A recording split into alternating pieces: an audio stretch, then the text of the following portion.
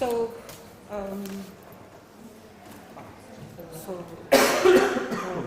vamos começar a dar tempo. Good afternoon. Microphone. Yeah, the microphone. So, good afternoon. We are going to proceed to our last section of today. And I'm very pleased to give the floor first to Dr. Miguel, Lourenço, Rodrigues, and Ms. Susana, Bastos, Mateus from the University of Lisbon. They are going to talk about António de Cáceres' travel to Macau in 1589 and the trade development between the two Índias. So, Miguel Rodrigues Lourenço is a researcher at the Dahan Humanities Center from the new University of Lisbon and University of the Azores, the Center for Religious History Studies of the Portuguese Catholic University, and the Alberto Benveniste Sephardic Studies Chair from the Faculty of Letters of the University of Lisbon. He is visiting professor of the University of St. Joseph in Macau. Since 2005, it has been dedicated to the study of inquisitorial representations in East Asia and Southeast Asia, as well as a collective process of knowledge appropriation on these spaces, specifically cartographic support. He is author of Sources for the History of Macau in the 17th century with Elsa Penalva 2009, Macau and Inquisition in the 16th and 17th centuries, the articulation of periphery, Macau and the Inquisition of Goa, 1582-1650. And Susana Bastos Mateus is researcher at CDU's, the center at the University of Évora, Sephardic Studies Chair Alberto Benveniste of the University of Lisbon, and member of the CEHR Portuguese Catholic University, in which is one of the coordinators of the working group Religious Expression, Civilization and Cultures. She holds a PhD, she's a PhD student in modern history, yes, by the Inter-University PhD program in history. She's a part of the cataloging team of the Portuguese and Spanish manuscripts of the Dahan Library, Montesinos bookstore in Amsterdam, a 2-year project funded by the Calouste Gulbenkian Foundation in Lisbon, 2014-2015. She's a part of the editorial committee of Cadernos de Sephardic Studies Cadernos, a publication with scientific arbitration. She is the author, in collaboration with Paul Mendes-Pinto, of the book Lisbon, April 19, 1506, The Massacre of the Jews, Lisbon 2007, and with Carla Vieira, she published the book Mendes Benveniste, A Sephardic Family in the Dawn of Modernity in 2016. And with Jacqueline Vassalo and Miguel Rodrigues Lourenço, she published Inquisiciones, Dimensiones Compared, Córdoba 2017. So thank you very much. You have the floor, and you have 15 minutes, so you arrange yourselves to the alpha now. Thank you. Thank you. The end of the dynastic crisis in the Portuguese crown, with the ultimate acknowledgement of Philip II as the rightful heir to the throne, was very likely received in the easternmost edges of the Estado de Índia with mixed feelings. In Southeast Asia, Jesuits involved in the Maluku missions looked to the dynastic transition with the obvious expectancy that military reinforcement through the Philippines might reverse the decline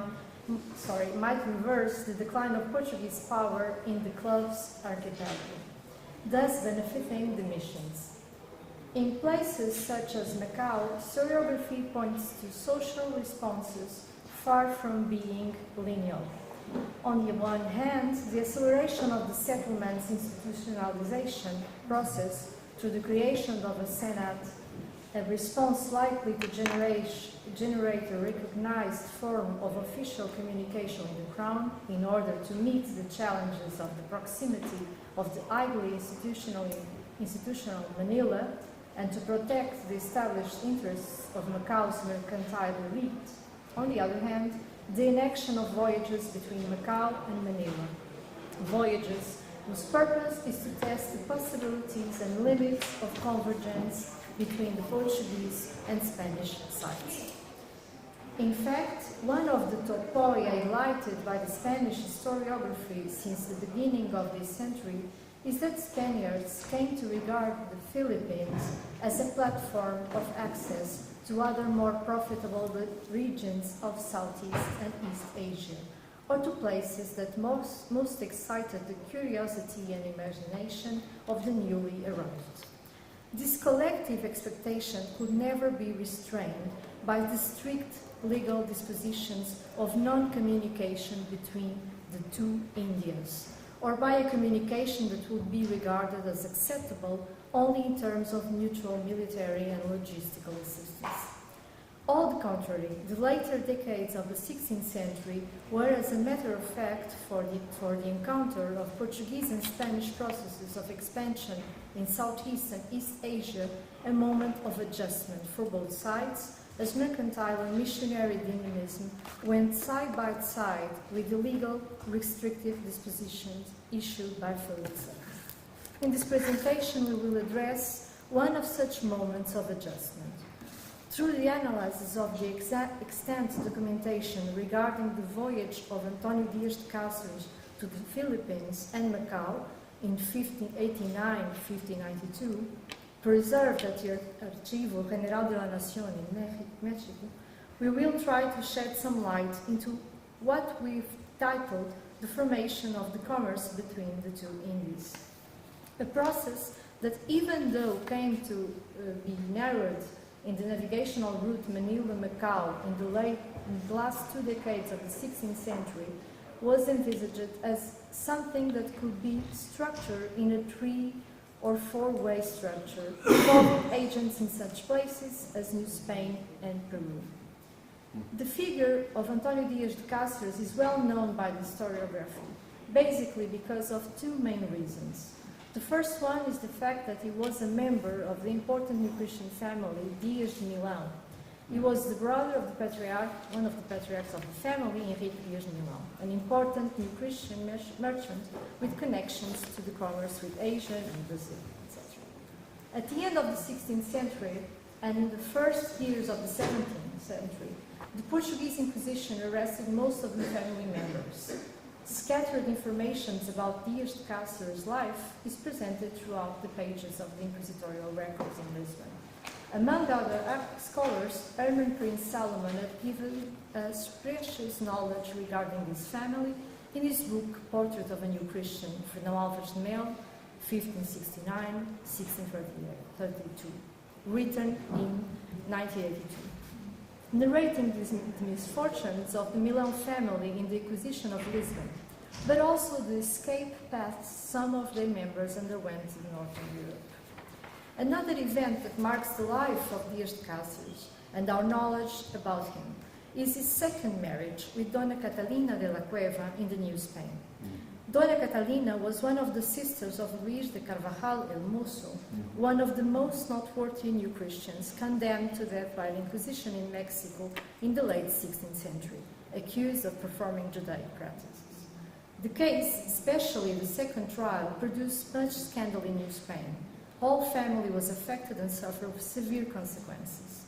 One of the biographers of Carvajal, Martin Cohen, wrote an article about Dias de Cáceres entitled António Dias de Cáceres, Marrano Adventure in Colonial Mexico, a figure that also appears repeatedly mentioned in this book, The Martyr, Luis de Carvajal, a secret Jew in 16th century Mexico. Despite some information about his economic activities, the studies are often centered in the religious universe of both families, Carvajal and Milão, especially integrated in the inquisitorial repression of allegedly crypto-Jewish nuclei in New Spain, like those of Carvajal. We have only scattered pieces of information about Cáceres' life in the New Spain. Some of these aspects were already cited by Cohen or Alfonso Toro. But to trace some chronology of his Mexican life, we've turned again to his inquisitorial trial.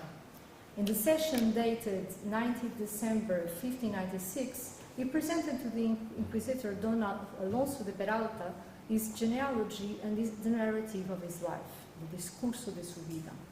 He informed the inquisitors of his childhood, being born in Santa Combadão, a village in the center of Portugal, where he stayed until completing 10 years old. And thus he, despite being very young, started to work closely to the courtesan world, first as a boy servant of Count of Unioso, and then entered the house of Infante Duarte as his moço de câmara. After this experience, he turned to the sea and to maritime voyages in the Armadas. We have some general information of him being involved in the Atlantic commerce, and then he gives us some indication of having traveled to New Spain and Terra Firme. According to his testimonies, he said that with a ship he owned, he went in 1568 to Terra Firme, accompanied with António Gomes da Costa. Then, in 1572, with another ship he owned, he went to New Spain, accompanied by Juan and Domingo Arizo, in the general fleet of Juan de Aselga. He returned to Castile in 1573, but then in 1574 he returned to Mexico in the fleet of Don Antonio Manrique, and this time he stayed in the New Spain. He dedicated himself to small businesses and entered the network of the civil trade, what seems to have provided him with some profit. At the time that he married Dona Catalina de la Cueva or Carvajal or de Leon, the important New Christian miner operating in the Tasco mines, Jorge de Almeida, also married another of Carvajal's sister, Dona Leonor. During their period, the Carvajal family lived in Pánico, in today's Veracruz state in the region of Huasteca Alta, struggling with serious financial problems after the death of the uncle, Luis de Carvajal the Elder. El Mozo was in the new kingdom of Leon, performing some armed campaigns against the Chichimecas. An indication about the precarious situation of the family is well expressed in the Mexican archival records about the confiscation of the goods of Dona Catalina, where it is often stated that she didn't bring any dowry to her wedding. At the moment, we don't have solid information about the beginning of the activities of the Cáceres in Tasco.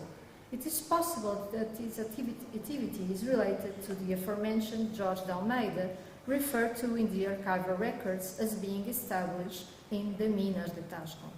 A preliminary survey at the inquisitorial records for the 80s and 90s of the 16th century gave us an idea of other Portuguese New Christians involved in the silver trade mining activities at Tasco. The fortunes of his adventures, to use the expression chosen both by Alfonso Toro and Martin Cohen at the mines, are not very well known.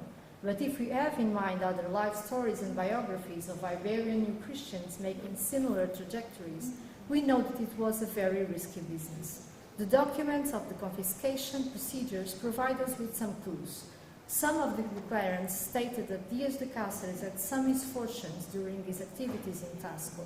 In fact, in the context of the voyage we analyze here, and after the confiscation of the goods of Dona Catalina, one of the partners of Dias de Cáceres, António de los Cobos, suggested to the Inquisitor Santos Garcia, the 28th July 1590, that Dias de Cáceres invested in the voyage a large sum of money, to 250,000 pesos in reales y plata, that he possessed in Mexico City, but that he was expected the payment of the debts that some individuals owned in Tasco.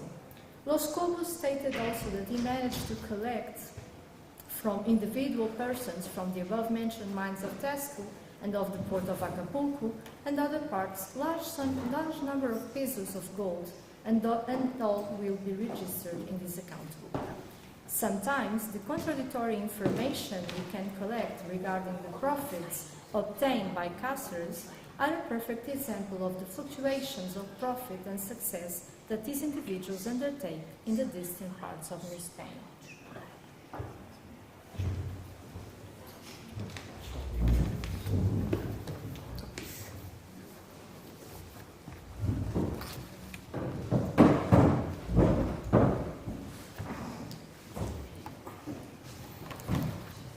going forward, you'll notice that we can find that puts António Dias de Cáceres in connection to his voyage to the Philippines is November 29, 1589. In this day, Cáceres entered the joint venture of which he was the last to integrate. With António de los Cobos, Cáceres held 1/4 of the now Nuestra Señora de la Concepción, also called San Pedro. Francisco Ibáñez, vecino of Mexico, another of the partners, held also 1/4 of that vessel. Finally, the majority of the vessel belonged to Pedro de Palacio, brother of Lope de Palacio, brother to Garcia de Palacio, Oidor of the Mexico Audiencia. De los Cobos had bought his share from Garcia de Palacio, acting as representative to Lope de Palacio, then selling half of it to Cáceres. Even though Cáceres only joined this venture in 1589, in fact, the history of the now Nuestra Señora de la Concepción goes back to July 1586, when Lope de Palacio entered an agreement with Pedro de Salórzano and Francisco Ibáñez to build the aforementioned vessel at the harbor of Realejo in Nicaragua. Half a year later, Pedro de Palacio addressed a letter to the Viceroy of New Spain, hoping to capitalize on the royal decrees issued to foster the private construction of vessels. In that letter, he mentioned having bought the San Martin galleon, one that had actually gone to Macau in 1583. But the letter also mentioned that he was making and building another vessel over 200 tons of cargo in the harbor and village of Realejo. And both vessels will have more than 700 tons of cargo, and I will hold it to myself to place them in the Carrera de Filipinas with merchandise so that His Majesty may avoid all expenses regarding the vessels. Further in the letter, he invokes conditions to put his investments in the service of the Crown. The first condition is a very interesting one. He asks for authorization that those who administrate his vessels can freely go and make a voyage to what he calls Tierra Firme de la Gran China. And he specifically states the San Martin galleon, who is going to sail to the Philippines that same year of 1587. Even though it is known that the word China in the context of New Spain usually means the Philippines, the fact that Lope de Palacio mentions Tierra Firme de la Gran China provides an equivocal statement that the intended destination was Macau, and in fact this destination is specifically mentioned further in the letter. What I've just stated is not the entirety of the first condition demanded by Palacio. He further requires that upon the return of the San Martin to the shores of New Spain, it might be granted authorization to sail to Peru, and as soon as 1588 or the beginnings of 1589, the other vessel that he was building, the Nuestra Señora de la Concepción, might do the same journey. The second condition is that he be granted the monopoly of this trade. It is thus evident that Lope de Palacio envisaged a commerce between the two Indies that connected Macau, New Spain, and Peru, with the possible exclusion or secondary placement of the Philippines in the entire process. In another condition, he requested authorization to go to the Philippine Islands to trade after completing these journeys without reservations.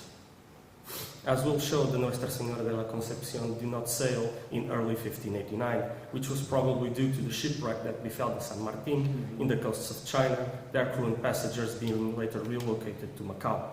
It could be due to this commercial step back that Lope de Palacio sold a fourth of his last remaining vessel to António de los Cobos, who later associated with António Dias de Cáceres. The Nuestra Señora de la Concepción set sail to the Philippines in the last day of 1589 rather than in its earlier months. Along with Cáceres, named maestre of the vessel, went the other shareholder Francisco Ibáñez. We venture that Lope de Palacio preceded them in crossing the Pacific, maybe in 1587. We can place him in Macau in 1591, and he returned with Cáceres and Ibáñez in early 1952. But he constituted his brother and his wife as their legal representatives in February 1587 to act on his behalf in everything regarding his business, and he was already absent from Mexico City in 1589.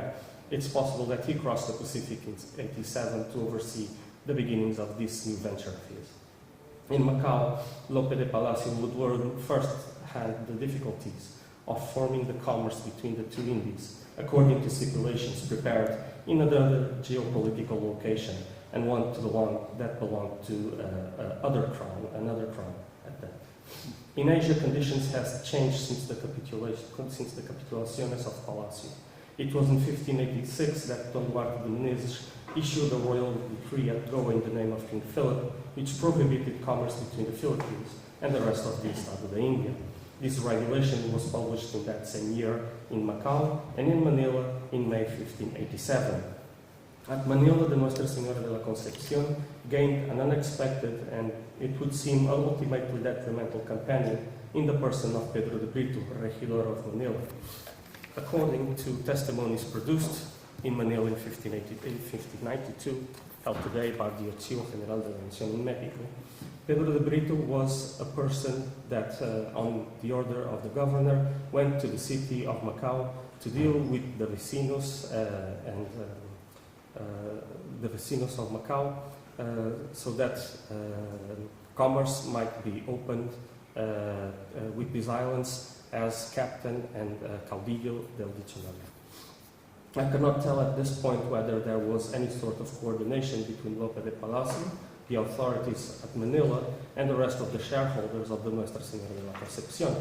If such a coordination occurred, it came to be detrimental to at least part of the shareholders, and most notably Cáceres. When reaching Macau in August 1590, the Nuestra Señora de la Concepción was the latest in a series of vessels that were undertaking voyages between Manila, Macau, and New Spain, a practice that, according to a yet unpublished paper by Elsa Penalva, to which I am indebted for sending it to me, was far from being consensual to the mercantile community in Macau. As he himself stated to the commissary of the Holy Office, Pedro de Brito regarded António Dias de Cáceres and Captain Palacio, that is to say Lope de Palacio, as his enemies, which he placed under arrest in Macau before sailing back to Manila in 1592.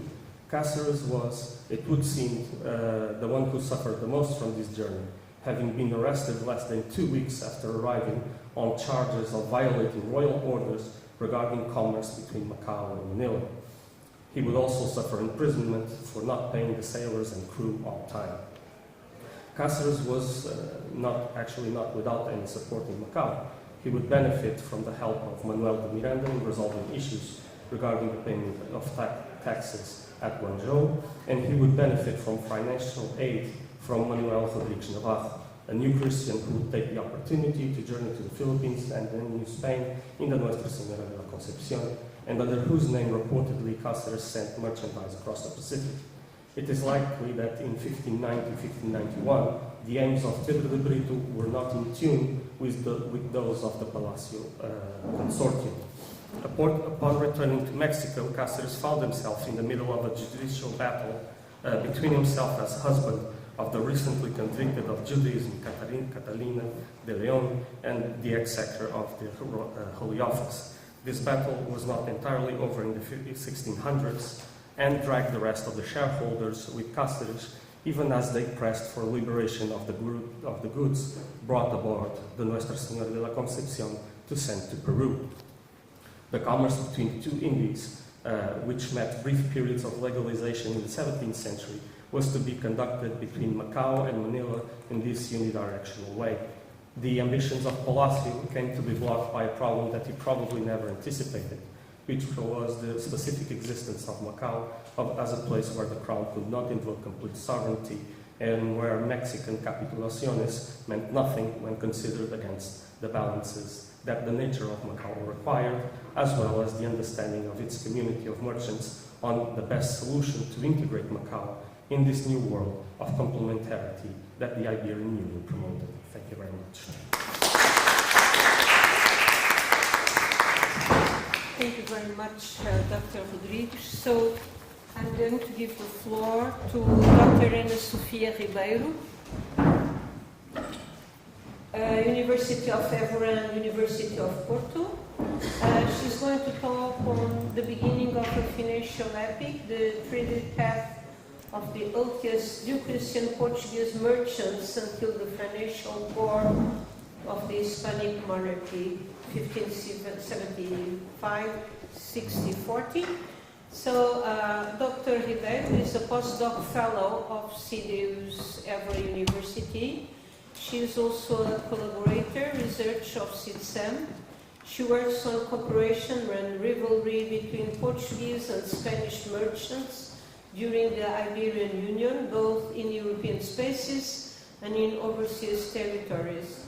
She has a PhD in history by the University of Porto, 2011. She is the author of Early Modern Trading Networks in Europe, Cooperation and the Case of Simon Ruiz, Rodrigues, 2016, and Convívios Difíceis, Viver, Pensar, Sinter a Violência no Porto 700, 1750 e 1767, CIDSEM Afrontamento, published in 2012. Thank you very much. And you have the floor for the 20 minutes. Okay. Thank you. Good afternoon.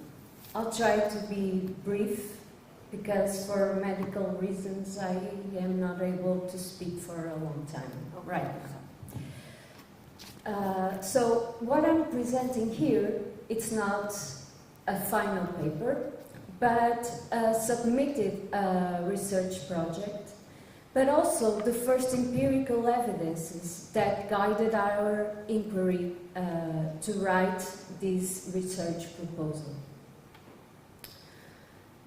So, as this sentence from the historian Serrano Mangas says, where there were some mercantile benefit, there was a Portuguese. And this is stated by Spanish merchants, not only in the Iberian Peninsula, but also in the spaces of Portuguese and Spanish Empire. But was actually the Iberian Union a time of change? Did something change? As Vitorino Magalhães Godinho said, actually 1580 was not the beginning of nothing. It was a perpetuation of an already existing trading system. And before 1580, the Portuguese businessmen were already settled in Seville, the Spanish Indies, to take part in several trading affairs. But it was actually between 1590 and the first decade of the 17th century that most of the processes of naturalization given by the Spanish Consejo de Índias to the Portuguese was the most enlarged period, and the growth of Portuguese population in different spaces of the Habsburg monarchy. Between the period of the Iberian Union, there was a strong mercantile Portuguese community in the Spanish Indies, that's true. They were all the almost exclusive suppliers of black slaves to Spanish America, the great smugglers in the Rio de la Plata region, and the main bankers of the Hispanic monarchy after the bankruptcy of 1626. So, our hypothesis here is to understand how was this process of empowerment functioning. How did it function? How did the Portuguese merchants and bankers become the financiers of the Habsburg monarchy in 1626? Our hypotheses are that first, it was a case of convergence between the interests of individual interests and the crown's interests. Also, a case of the privates taking advantage of the monarchy and conditioning its economic policy in a certain way. And the last hypothesis, that it began as a spontaneous and individual economic process, but it was followed by lobbying strategies towards a very slow negotiation processes. Our main goals are to identify the Portuguese businessmen involved in this process, to characterize different steps of process of achieving monarchy businesses, to understand the mechanisms of the asientos negotiation process. For those who don't know what asientos are titles of public debt of the Habsburg monarchy. Were they done individually or collectively? To identify the representatives used by Portuguese businessmen to approach and negotiate with the court. To identify the Crown's reactions to the private demands. To characterize conflicts between Portuguese businessmen and the institutions in the court. To evaluate the impact of individual insolvencies when there were group interests at stake, to evaluate lobbyist strategies through the foreclosure of the contracts, and to investigate their mechanisms for financing this acquisition of public debt status. So, what we want to understand is if these concepts of self-organization where a pair or three individuals actually engage themselves and create a spontaneous strategy that is going to evolve in a group strategy to a serious lobbying strategy. So are they compatible? Did they work at the same time? What strategy was used? So, what we already know in the recent years is that these self-organized networks were the most frequent in mercantile partnerships towards Iberia and in other spaces as well. Also, that the individual action is paramount in empire-building strategies. They collaborated with the state, outside the state, and at both systems at the same time. But it's also interesting to understand these processes of economic lobbying that actually the modern economic historians use much more than we do as early modern economic historians. But this research project is also accompanied by other interdisciplinary approaches. First, we want to understand how these private businessmen communicate with the state. Using this mathematical theory of communication to understand how they manipulate message. Was anyone in between that could filter this message to easen or not the negotiations is something that we would like to ask. Also, we want to regard this as a bottom-up approach, using efficiency studies and looking from this individual level to the collective and the decision-making processes. So we had to combine a lot of different types of sources, both private sources, but also mostly state-produced sources. Now, a little bit more on the empirical evidence. So, it's a fact that the great Portuguese merchants became part of the favorite bankers of the Spanish treasury after 1626, because the Genoese bankers were not providing money anymore to Philip IV. And how did the Portuguese enter in this business? We know the studies of Boyajian and Brouwens, but let's go back a little more. So, since the Aves dynasty, we know that in the Portuguese case, we had first mostly foreign creditors that bought Portuguese debt, juros. And in a slow process, we know that are the Portuguese New Christian merchants that little by little are acquiring this juros. And this is even more evident in the eves of the Iberian Union, actually in the realm of the Sebastian I, where he applied a new financial strategy that some historians see as Spanish influenced. And it was continued by Philip II to sustain the monopoly of the Portuguese Cape route by renting and leasing these contracts to privates.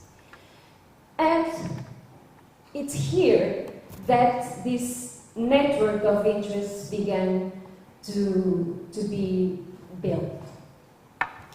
So, in this graph, we have the group of merchants that have, between 1580 and 1590, the contracts, they list the contracts of the Cape route, the three types of contracts. And if you see their names, you actually see New Christians. Rodrigues Delvos, Nunes, Ximenes, Francisco Lopes, Faleiro, Heitor Mendes, so they are here, okay? And they are linked to a lot of people and businessmen operating in the Brazilian and other Atlantic trading circuits. And they are actually sometimes from the same family, like Duarte Gomes de Alves, for instance, or António Gomes Angel. So all of them are New Christian. And they were linked, and they had New Christian representatives in Seville, where they traded in goods from the Spanish Indies.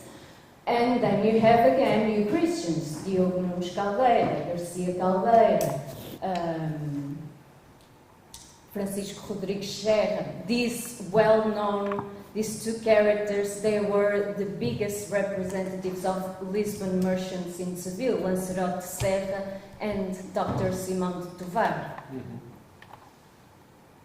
And here is the end of the point that is missing, that is Madrid.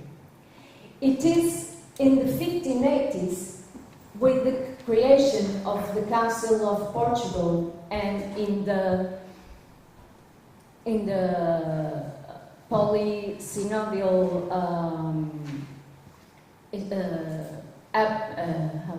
institutional court of Madrid, then you have them approximating from the court. How? They were mostly linked to the Council of Portugal. Okay? So, in this case, we have all of them, those who were related with business in the Portuguese India, in the Atlantic, and in pink, they are also dealers of sugar and sugar mill owners in Brazil. They are linked to this guy, Luís Mendes de Olivença, a New Christian who we know very little about. There are some notarial records in Madrid saying that he's treasurer of the Council of Portugal, but in the documents of the Council of Portugal, he doesn't appear there. So we have to discover a bit more about him. So, they have created all the strategies in the beginning of the Iberian Union to reach the court. But it's only in 1626 that they state themselves as the main financiers of the Hispanic monarchy. Some historians said that it actually began when, at the negotiations of the General Pardon of 1605, others said that it began with the persecution of the Portuguese Inquisition in the end of the 16th century, when most of these new Christians escaped to Amsterdam. And the most current and most fundamental explanation comes with the Olivares policy that looked for substitutes of the Genoese. Then you have the list of those who were negotiating asientos in the Olivares period, and you have the same surnames that you saw in 1580. So they affirm themselves near the Portuguese crown first, then they go and approach trading deals with the monarchy, and finally they get here. But now, I can say that it began much earlier. Around before the Iberian Union, when the Spanish merchants first entered the business of the asientos, they looked for partners who wanted to share the asientos with them. And a lot of Portuguese were managed to enter this. They do not sign the contracts, and the only documents that we have to prove this is the private correspondence. And it's the case of António Gomes de Elva with his son and his father-in-law, who applied 15,000 ducados in an asiento with Francisco de la Presa and Simão Puig in 1576, after the bankruptcy of 74-75. And what is really striking here is that when Simão Puig signs the contract, he managed to get that the payment in silver do not stay in Spain, but come directly to Lisbon, from Spanish America to Lisbon. And we are talking here at 1570s. They do not sign the contracts, but they manage to get silver in Lisbon. So we know why they needed silver. And if we see to this, the number of bills of exchange issued in Madrid, we can see between this, in the second half of the 16th century, we can say that the second place where they come to is Lisbon, okay?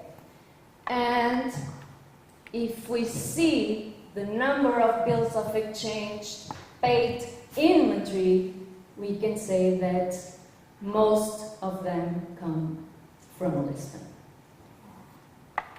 So we have these routes of payments going on. And why? Because these Portuguese are the most solvent ones in Flanders to provide the payment to the Spanish armies there.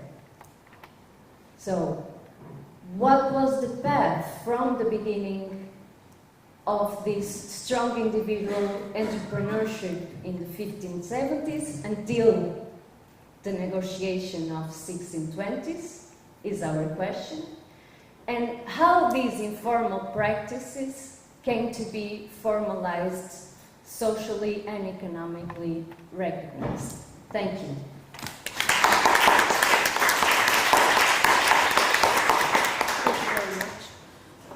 Thank you very much to all of you.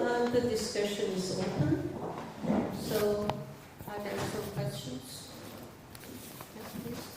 A lot, of course. Fantastic.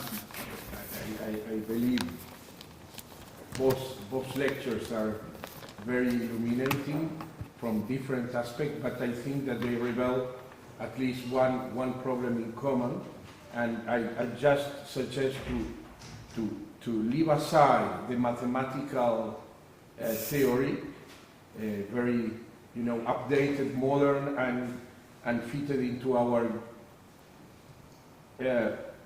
today's views of circulation, and just return to a more conservative methodological approach, which is geopolitics, because what I am hearing from you is that on the one hand, the new Christian merchants, they tend to invest in different places and using different networks and rules. That is a kind of inflationary global apparatus. But on the other hand, we just listened before your talk, one man who invested rather in the Carrera de Manila, whereas others, they're invested in the Carrera de India, for instance. I cannot avoid to remember Duarte Gómez Solís afterwards, in which in his discourse on the two Indies, he precisely denounced it. But he didn't accuse the new Christian merchants, but the power, more like the kingdom, that it is impossible. At the same time, it's like a Giovanni Botero of the economy, to invest at the same time the commerce with India and the commerce with America, because the kings they have to make choices, and then the result of the neglecting, according to him, of the Carrera de India is because the Habsburg monarchs, they had to make a choice to invest in America. And that is why what I am saying here, more or less, that on the one hand, you both of you are completely right.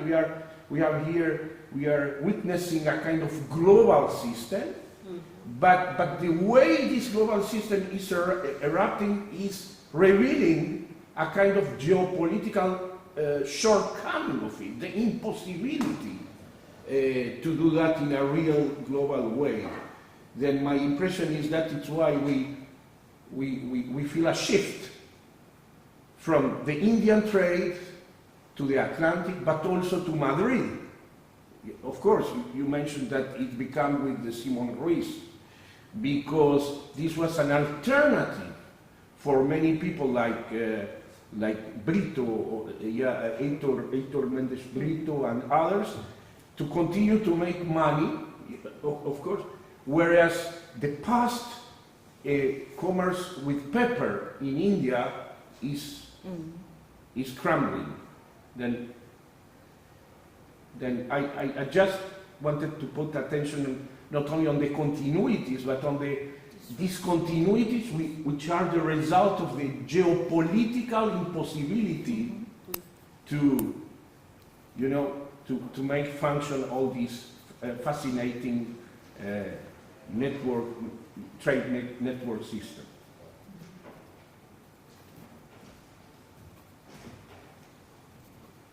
Do you want to answer something perhaps?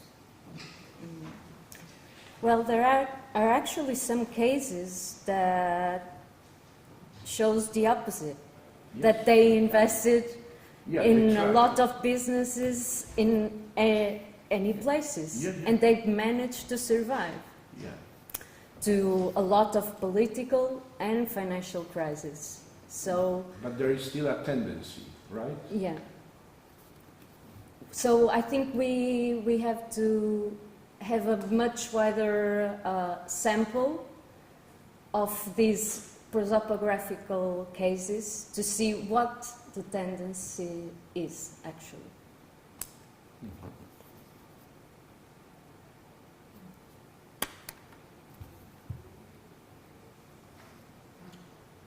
Yes.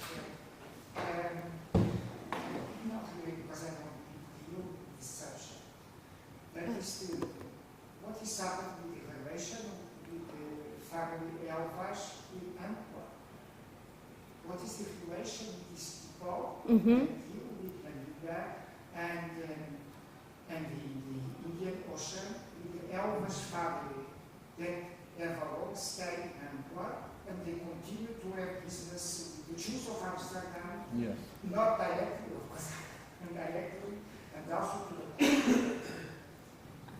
Didn't hear it. I didn't Now, hear what it. is the relation? She didn't What hear- is the relation of the Elvis family? Business. No, Yes, I'm not yes. speaking about It's family. perspective. I'm speaking about business.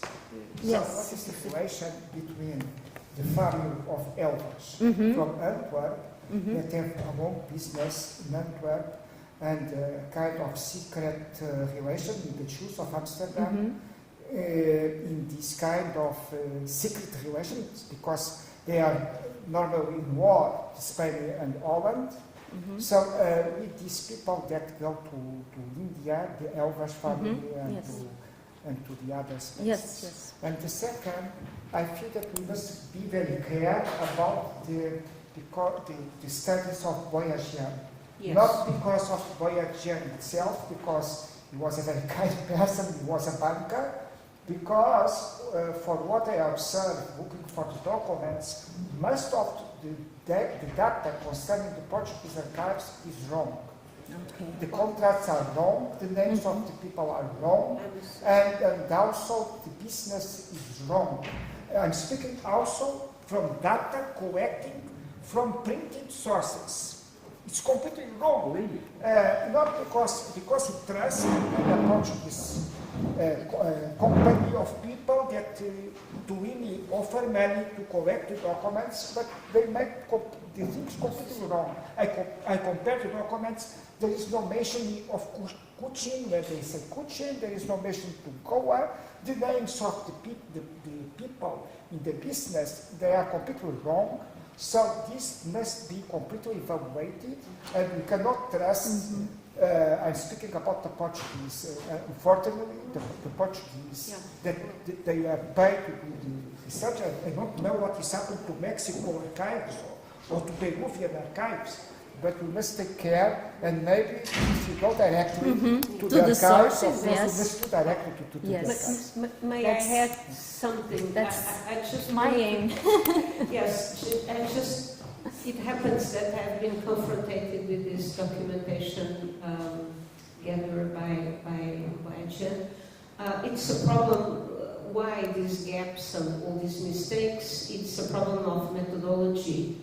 What happened is that at least for two of his books, he didn't make he didn't work himself directly in the archives. He, as a banker himself, he had a huge team of people working for him, and these people were collecting data in the archives. And of course was difficult to manage and to follow, and that's why they are obviously, I think José Alberto is entirely right, there are many mistakes. I'm sorry, but I don't use Voyager anymore because it becomes very tiring to each time you have to go back to the primary sources, and after a while you don't understand, you don't trust anymore because you have seen too many mistakes. But it's because it was a very huge team collecting the data and not himself. But you have to answer.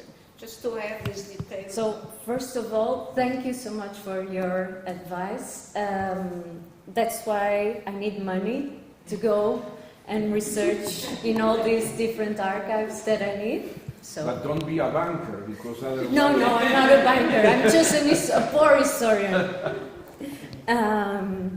And about the relations of this family of the Évora, they had two strong representatives in Antwerp. They were mostly dealing with finance and credit business there. And while in India, they were actually buying, of course, all these kind of spices, but also by the end of the 16th century, mostly cotton cloth also. And almost a little bit of China products, but just a small piece. It was mostly spices and cloth. Yes, please. So, for you, Dr. Ribeiro, I had a question. Are you looking also at any geographic correlations with these mercantile networks? Because I've been doing research on a specific network that I found dates to 14th or possibly earlier century in Cordoba, that as the family moves out into Portugal and then it expands across the Mediterranean, this network actually lasts and expands further into the New World and further east into India as well. And this family network actually maintained itself into the 19th century. And it's all coming out of Cordoba. Have you seen that, or are you doing any look into the geographic correlations of these networks? Correlations or relations? Relations. My mathematical mind, sorry. So, yes, I'm looking, I mostly focus, in my research, I mostly focus on Iberian spaces.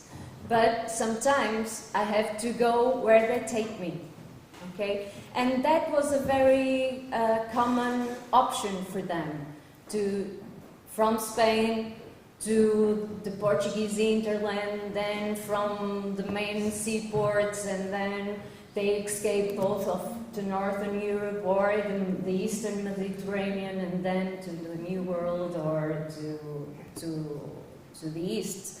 So I'm going where they take me. That's actually my thing. Yes. Just, as a half Eastern Jew, I will be nasty a little bit. Just, I want José Alberto to a little make the defense of James Boyajian, but in two ways. First, I know that we, the historians, we tend to see God in the details, but sometimes it's the devil in the details and not God. And I mean by that provided that the paradigm is right, then still, if the details are wrong, you can still use the main thesis. And this we have to check. Now, concerning not his book on the Pacific, on India, but his book on the bankers in Madrid, the new Christian bankers, as you mentioned, we have the fantastic work made by Broens, which tragically disappeared too early, too young, in a car accident. And Broens, no one doubts on his, not only his probity, but his rigorosity. And if we compare, this is my impression, but again, but certainly you know much than myself. If you compare Nicolas Broens on the bankers and Boyajian, finally, the conclusions are the same. Yes, I've read both. This is what I meant by the and paradigm. also Carmen Sansayan also reaches the same conclusion. Then probably we have to check in the India trade again, but at least live voyage in peace concerning the Madrid, the Madrid The issue. bankers, yes. Perhaps. Yeah. If I can, I want to ask both of you, for me, magnificent. Antonio Díaz de Cáceres, he basically developed and supported the Atlantic and especially the Pacific axis from Mexico to the Philippines. And we, as we mentioned, there were other Converso merchants and others who invested in the Indian trade. Did you, both of you, find any conflict between both groups? Conflicts of interest, conflicts of different families, clans, etc.?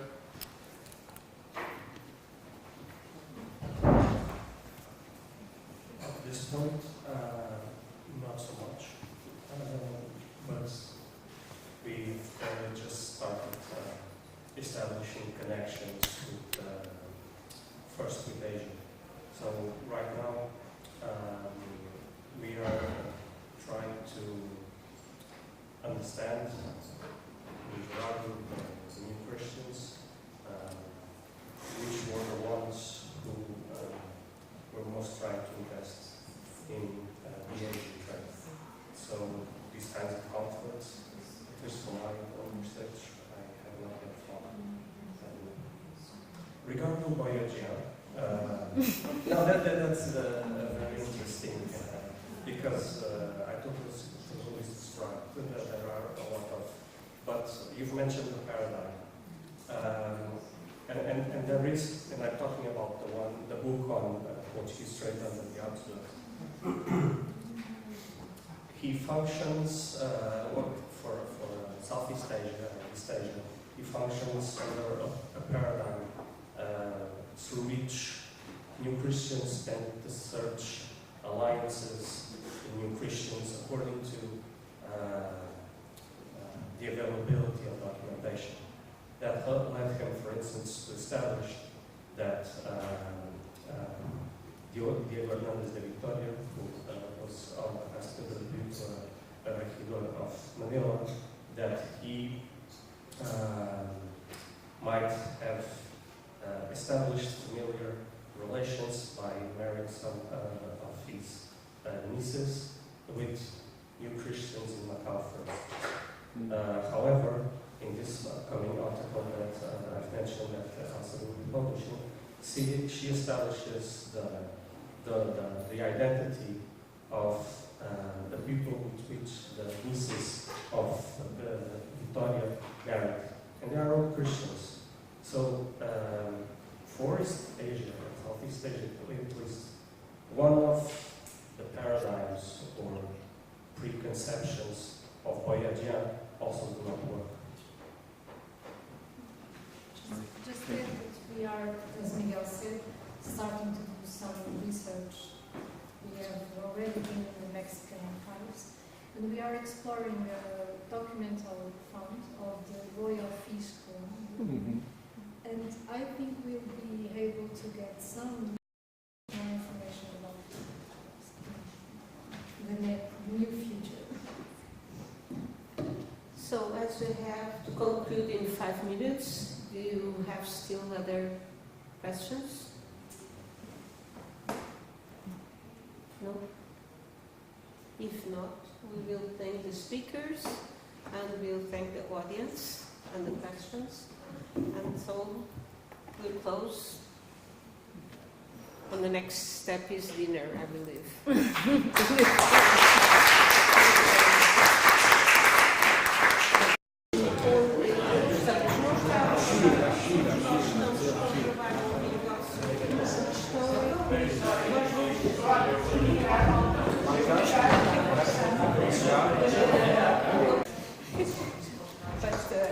it's also so. No, just reading. Isto é para quando eu falar, não é? Sim, sim. Tem imagens? Não, só mesmo escrito. Do I put it here? Yeah. Yes. It's not reaching. 20 minutes.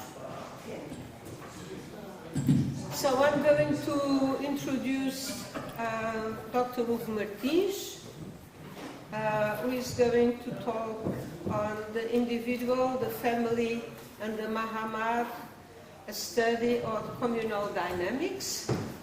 Hugo Castilho Cabrita Martins is currently a PhD student at the Faculty of Letters of the University of Lisbon. He graduated in the same institution with a bachelor degree in history in 2013, and his doctoral thesis, supervised by Professor Maria Leonor Garcia da Cruz, deals with the social and religious history of the Portuguese Jewish community of Hamburg during the 17th century, and the project was awarded with a PhD scholarship by the Rothschild Foundation in Adiv, Europe, as well as a short-term grant by the Hautes, German Academy Exchange Services. His main field is Portuguese Empire, New Christians, and Sephardic history. Thank you very much. Thank you very much. Good afternoon to all. So my presentation today will be about litigation processes in the Portuguese Jewish community of Hamburg. I have been doing, as was already spoken now, my PhD in that community, and I will speak a little bit about one particular chapter of my PhD, which was about the litigation processes, and in more detail how these processes show a little bit of the community, the dynamics about the relationship between the individual, the Mahamad, and also the religious bodies. So, litigation processes have been one of the most underexplored sources of academic production related to Sephardic history. On one hand, their long and sometimes exhaustive records are seen as real obstacles to their study. On the other, the more recent historiography has also contributed to their omission as an important source of historical investigation. The relevance in studying lawsuits and more generally communal justice arises as a need to delve deeper into the institutional dynamics and the particular ways in which they reflect the political, economic, and social life of a given community. In the present case of the Portuguese Jewish community of Hamburg.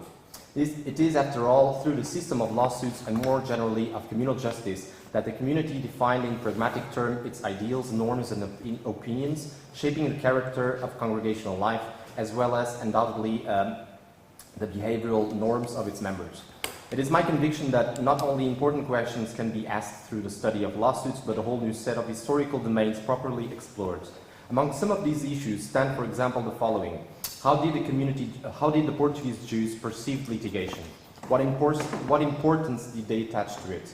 In what ways did lawsuits influence individuals and families who took part in them? And perhaps more importantly, which signs did the disputes provide regarding the state of interpersonal relationships, and at a deeper level regarding the cohesion of the communal solidarity? So, the origin of lawsuits as a model of conflict resolution goes back, according to Maria José Pimenta Ferro Tavares, to the medieval period of the Sephardic Jewish tradition. The fact that Portuguese Jews maintain a significant body of legal prerogatives as members of a distinct religious group made it possible, albeit subjects of the king, to enjoy the freedom to set their differences in accordance to the laws and customs of their own cultural tradition.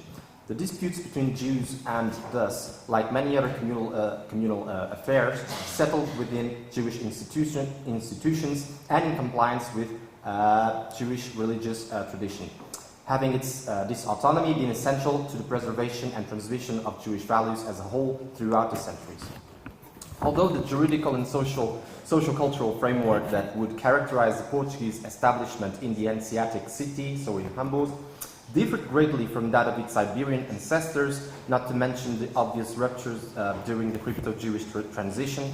The truth is that institutionalization of normative Judaism would recover a cultural dimension of the tradition defined and consolidated for centuries in the Iberian territory. It is thus possible to speak of continuities and reconfigurations in the midst of drastic and structural changes, both of mentalities and of practices. The way in which the lawsuits, among many other aspects of communal life, have come to recover some of these vestiges and reshape them to new challenges represents a significant adaptation in social terms, one which, as we shall see throughout this presentation, deserves to be analyzed in more detail. So, I'm going to speak about the litigious process. As a rule, the opening of a litigation process was, in Hamburg, a right reserved to all Yahidim of the Portuguese community. The absence of any fees required to open a litigation process suggests that they would be easily accessible to any member of the nation, regardless of their status or financial standing. Moreover, access to lawsuits was facilitated by the possibility of the plaintiff to freely present himself before the community board whenever he so wished, manifesting before the Mahamad his litigious intention. The complaint was thus transmitted orally in the first person or through a prosecutor, and as soon as possible the proceedings were initiated by the competent judicial body, the arbitrators, the Mahamad, or the Bet Din. Faced with the refusal of the other party to make a commitment, the plaintiffs had the possibility to request the satisfaction of their legal intentions through a petition to the Mahamad, pressing the council to act as a legal mediator. In that case, the coercion exercised on the defendant could take the form of a simple notification or summoning to the board and, in second instance, a punishment through fine or religious atonement. There could be several reasons for a defendant to refuse submitting to communal justice. Among some of the most frequently cited are objections to the appointed judges under the pretext of their partiality, and on the other hand, objection to Mahamad himself, namely its conflicts of interest, political partisanship, or any other allegations of discriminatory behavior.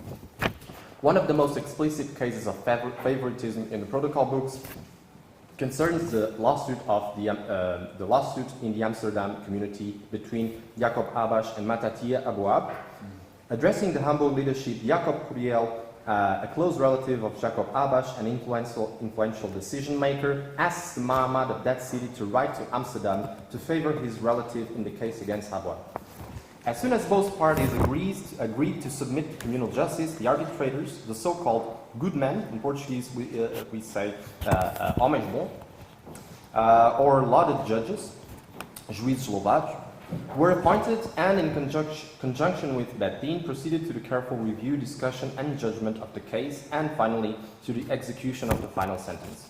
In theory, the final sentence was based on three fundamental factors: according to the strength of the formal evidence presented, according to the statutory framework in place, or shkamot, as well as according to the jurisdictional scope on which the decision was based: mercantile custom, law of the city or local law, or Jewish religious law. The choice of the judges or arbitrators was usually relegated to the litigants themselves, each party having the right to appoint a judge of their choice. In turn, the two judges would have the possibility to name naming a third in case they did not reach an agreement, or if the nature of the lawsuit so required. I'm going to speak now a little bit about reforms that were made to the judicial system in Hamburg, although not completely because of time. So I won't be speaking about all the reforms, just a few of them. The early years of Kal Kadosh Bet Israel recorded a significant number of lawsuits compared with last year's recorded in the protocol book. It is possible to verify from the data collected during the 30 years considered from 1652 to 1682 how this trend assumed an exponential nature, going from a mere 73 lawsuits in the first 15 years to almost 200 lawsuits in the later half. Assuming a variation between 600 and 800 individuals during the period, it is to believe that on average 4 out of 10 Portuguese have passed 4 out of 10 have passed at least once by a lawsuit. This striking average of 38% serves as an inescapable proof of the high level of litigation in the Portuguese community of Hamburg during the period under review. The relative isolation, its fundamentally mercantile character, as well as the low demographic, can explain partially such an expressive participation in lawsuits.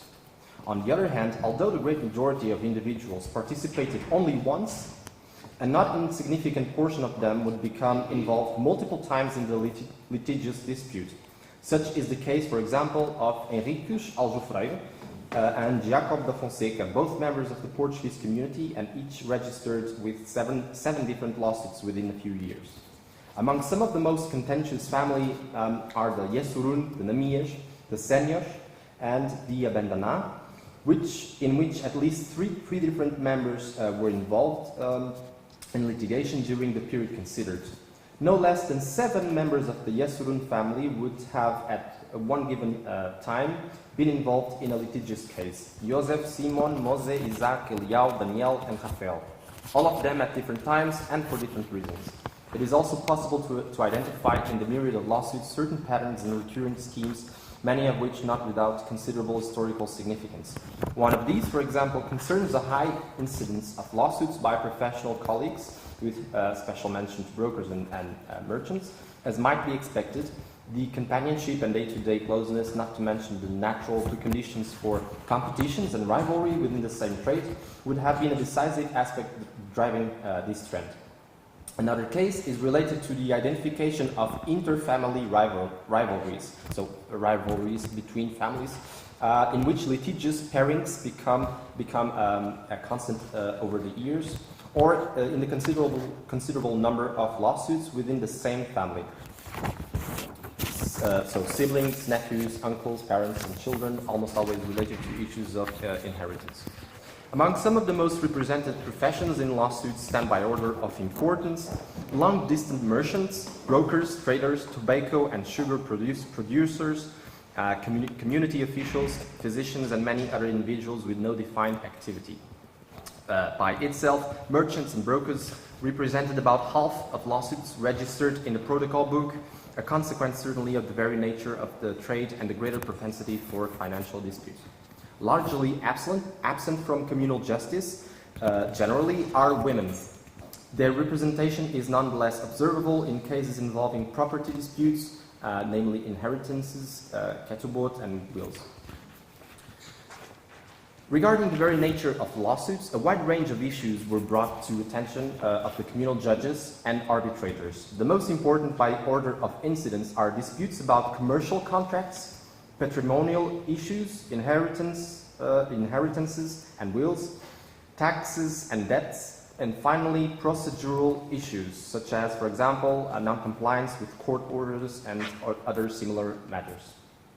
It should be noted that, contrary to expectations, occurrences involving family relationships, such as custody disputes and tutoring, are largely non-existent. A further category of court cases, no longer pertaining to civil litigation proper, would appear copiously in the legal proceedings of the communal administration. This concerns, in particular, those cases relating to offences and injuries to honour and dignity.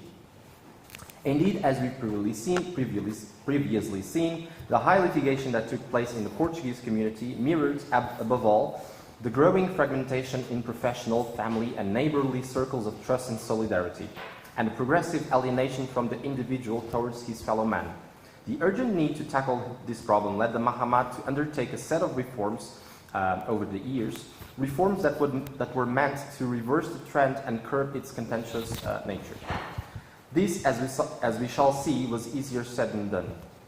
The first measure, implemented on March 1659, was aimed, above all, at facilitating the process of litigation. To this end, a salaried entity was delegated to act as an intermediary between the Mahamad and the congregants, and the assigned person would have the task of recording all cases in matter of litigation, disputes, or any similar matter.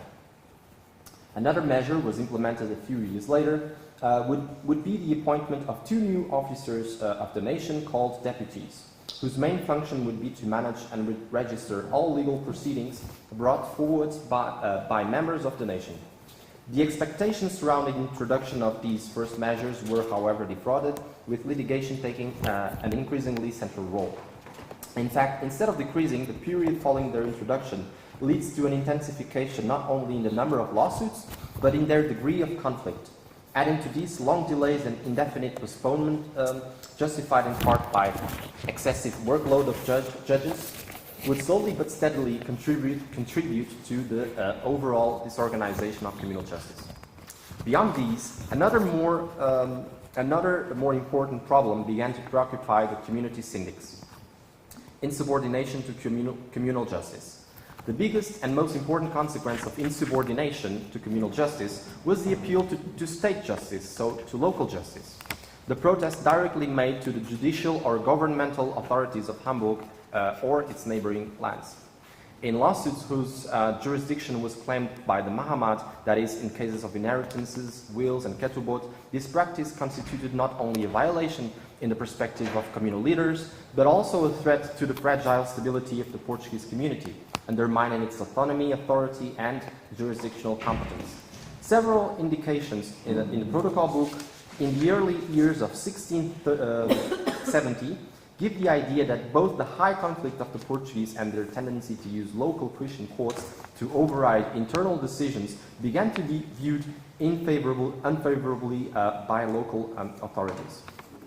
Of these courts, the most frequently used among the Portuguese Jews was the Niedergericht or Nedergericht, an instance primarily concerned with civil law cases of up to a maximum of 100 marks. Another local court, known as Obergericht, served mainly as a high instance of appeal and was also used in cases outside the jurisdiction of the Niedergericht. In addition to the former, a third local court used by Portuguese merchants was the Hamburg Admiralty, the so-called Hamburger Admiralitätskollegium. Originally founded as a way of protecting local ships against the heavy damage caused by Atlantic piracy, the Admiralty also operated as from 1623 as the highest court in disputes concerning the sea and maritime trade. A considerable part of lawsuits brought before the justice of the land involved difference of business between Portuguese businessmen and merchants of various nationalities and faiths, such as the Flemings, English, Lutherans, the Huguenots, French Calvinists, and even Jews from surrounding Tedesco communities. Undoubtedly, the multinational and multi-confessional nature of these cases appealed on its own to a decision not conditioned by communal exceptionalisms, favoring state justice as the most adequate and neutral. Despite these tendencies to seek a neutral ground, cases of foreigners submitting to communal justice undoubtedly reinforced the idea of the latter's credibility as an institution, but also its influence to claim certain judicial disputes to its area of competence. Such recognition definitely refers both to the institutional cooperation that arose from such interactions and to the unusual flexibility of legal actors to adapt to the complex legal fabric in which they moved in pursuit of their personal objectives and interests. The diversity of legal frameworks represented by the various sovereign lands around Hamburg, namely Wandsbek, Glückstadt, and Altona, opened a virtually infinite set of legal possibilities for members of the Portuguese community. One of the most representative states of this phenomena is that of Jacob Abençour, who on September 4, 1678, notified the Portuguese Mahamad that he was abdicating his status as Yahid of the community to enjoy full rights as Bürger in the neighboring district of Altona. In effect, this wouldn't be worthy of note were it not for the many debts and proceedings, so legal proceedings, tying Abençour to the community, fact which the Mahamad promptly mentioned in its reply. The Portuguese Parnassim warned thus that only after fulfilling all obligations would Abençour be granted his wish. Although the outcome of the case is not known, it is to be expected that the new privileges enjoyed by Abençour as subject of the King of Denmark would confer considerable legal protection upon the intimations of the Portuguese community, whose jurisdictional autonomy was only recognized within the city limits. The variety of legal frameworks allowed the Portuguese not only to escape their financial obligations, but also, no less significantly, to benefit from the agreements and undertakings outside communal law. The business of the Lombards by Jacob Abençour is in this respect a paradigmatic case. Unlike the previous cases, Abençour had not left aside any litigation or financial obligations, but in effect had finalized a deal which violated the bilateral agreements between the Caal and the Altona Tudesco community. When confronted by the Mahamad about the matter and summoned to honor the agreements in question, Yasurun replied that he was not obliged to keep them because, as cited, he bade farewell to this Kal Kadosh, being now Yahid of Glückstadt and subject of the King of Denmark. So, the pressure exerted by the Mahamad on individuals who sought to bring their lawsuits to local justice is a constant through the protocol book. Whenever possible, the Mahamad sought to prevent access to local justice by intimidation, as well as by the granting of privileges and benefits. The decisive criterion was often dependent on both the nature of the litigation and the social and financial status of the member in question. If the latter was of low social status, Mahamad would proceed through intimidation, isolating the congregant until its final retraction. If the individual was of high standing, the attitude would often be the complete opposite, using dissuasion through positive retribution. There were various devices and strategies used by members of the congregation as a way of negotiating a positive outcome for their lawsuits. Such strategies could take various forms. The submission to the Mahamad, or of the intention to appeal to the land court if the verdict were unfair to them. The suggestion that appealing to the land court would be detrimental to the community, so a way to pressure the Mahamad to take a favorable position internally. The allusion to the impartiality of the local justice as opposed to the community, as a way to pressure, again, congregational institutions to obtain a favorable outcome. In all of them, the complainant's rhetoric followed a somewhat similar argumentative pattern. The defendant expressed his intention to submit to communal justice, reiterating his willingness to respect institutions of the community, but nevertheless leaving clear his pretensions and correspondingly the limits of his commitments. Resorting to local justice was thus justified more as an inevitability than properly as a product of a thoughtful decision, placing the burden of responsibility on the side of the Mahamad, which would then have the possibility to decide for the good of the community or against its integrity. For its part, the Mahamad also had a repertoire of rhetorical devices that allowed him to maintain order and dissuade any transgressions or disrespect to its authority. On this point, we can find various lawsuits relating to inheritance, wills, and ketubot, whose jurisdiction is claimed entirely by the Mahamad, especially when dealing with large fortunes. Representative of this practice are the cases of the wills of Isaac Webb and Aaron Senior, or the attempt by Rabbi Mose Israel to license at the behest of Salomo and David Priel the changing of Zacharias Cohen's will in one of the most controversial cases marking the period. Finally, in the play surrounding the will of widow Rivka Baruch, the Mahamad made sure that part of it would fall into the hands of faithful Yahidim of the nation, that is to say, individuals outside the lands of Judaism, outside the lands of Judaism, who were loyal to their kinsmen in religious and social terms. That in order to avoid dissipation of family fortunes, and more generally to the economic and social body represented by the Portuguese nation. In other cases, when the individuals involved posed no greater risk to the Mahamad seized a significant portion of their wealth, claiming reasons of public interest, past irregularities, or other motives that were notoriously ambiguous and controversial. In the case of the inheritance of Simon Ruiz Dias, an element outside the circles of power and influence of the community. The Mahamad sized 4,535 marks, alleging that these had been given by the said Ruiz Dias at the time of his death by his deathbed. Discontented by the decision of the community leaders, his wife, Esther Franca, tried to take the case to local justice, claiming misappropriation of her husband's inheritance. In seeking to remove her from that intention, the Mahamad proposed a viable alternative in the form of a compromise on the condition that she would drop her claim in the local courts and subject herself to an impartial decision made by the judges of the nation. Forced to submit to communal justice, Esther ended up receiving a minimal fraction of what she originally intended, eventually resigning herself to her fate. Above all, the case of Simon Ruiz Dias deserves to be highlighted here, for as more than any other, it reveals the relative impunity with which the Mahamad administered family fortunes, often against the interests and rights of the individuals it was bound to protect.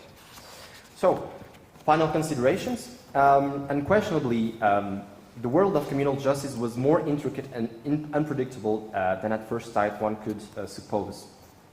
Although reminiscent of medieval Jewish and Sephardic traditions, communal structures coexisted side by side with multiple jurisdictional frameworks that continually constrained their authority, forcing them to give much of their prerogatives.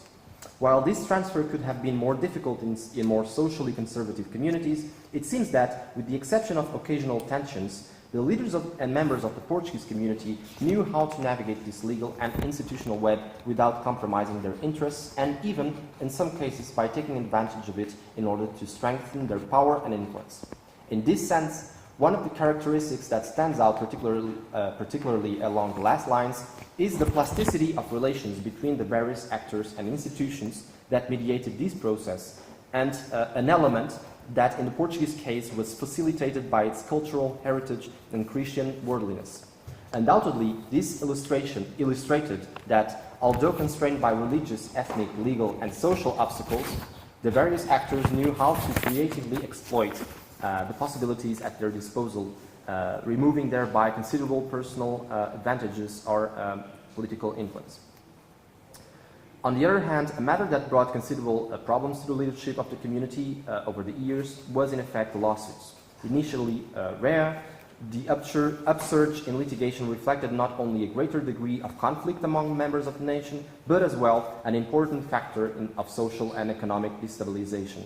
Realizing the risks posed by this phenomenon, communal leaders implemented various measures conducive to reform with the implicit aim of containing high litigation. This was done majorly by streamlining the functioning of justice, the system of justice, and strengthening their legal and disciplinary authority over communal members. All in all, such measures would produce the desired effect of reintroducing the authority of communal leadership in judicial matters. Indeed, from the point of view of communal leaders, this would constitute a decisive step in consolidating their power, and in that sense, as declared by the Portuguese Parnasim themselves, a stage rich in benefits and utility for the nation. Thank you very much.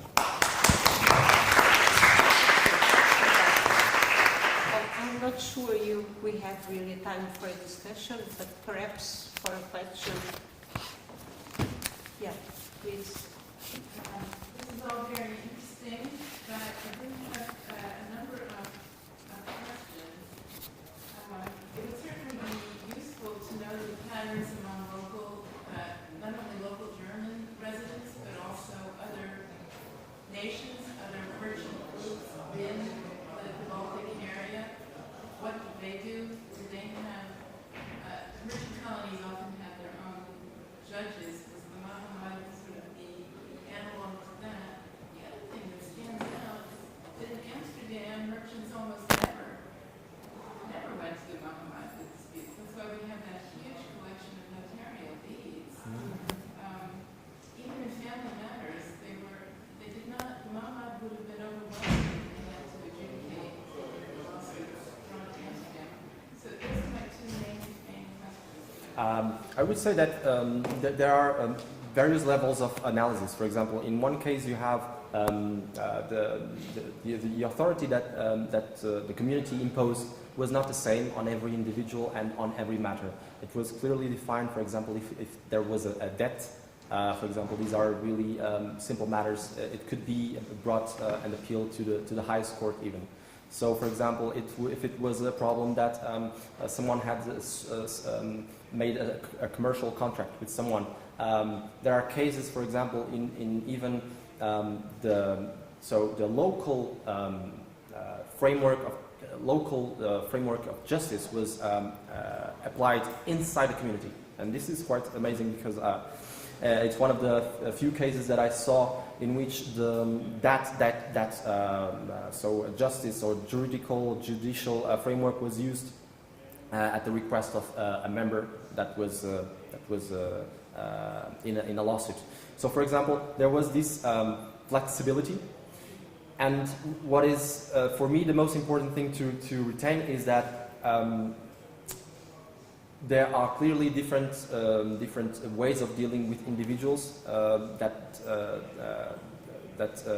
are dependent on the individuals themselves, the case, the time, if it's a time of more revolt or more crisis, and also in the nature of the case. For example, there is a clear way to see if there is a case of inheritance that is very important for the community. For example, cases of wills, of ketubot, and of inheritances are always claimed by the Mahamad, always. And this is quite clear. All other cases can vary. My question is a comparative one.